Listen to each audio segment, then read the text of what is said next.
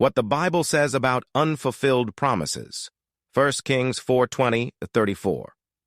Some people have erroneously interpreted I Kings 4:20-34, a description of Israel's prosperity under Solomon, along with related scriptures, as a fulfillment of God's promises to the patriarchs. They argue that, since God fulfilled them, they have no further meaning today or in prophecy. Is that so? Now, it is true that the children of Israel experienced God's blessing during Solomon's reign. Specifically, they enjoyed population growth. Judah and Israel were as numerous as the sand by the sea in multitude, eating and drinking and rejoicing. I Kings 4:20. Peace. Solomon had peace on every side all around him. I Kings 4:24. Vast territories. Solomon reigned over all kingdoms from the Euphrates River to the land of the Philistines, as far as the border of Egypt. I Kings 4:21. Wealth.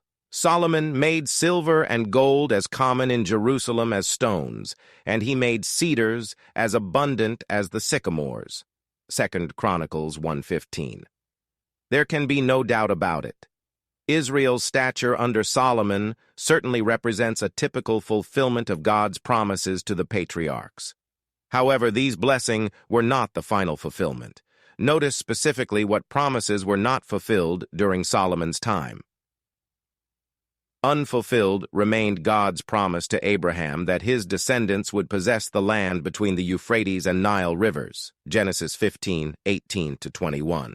God specifically listed the inhabitants who would ultimately be dispossessed of their territory: the Kenites, the Kenizzites, the Cadmonites, the Hittites, the Perizzites, the Rephaim, the Amorites, the Canaanites, the Girgashites, and the Jebusites.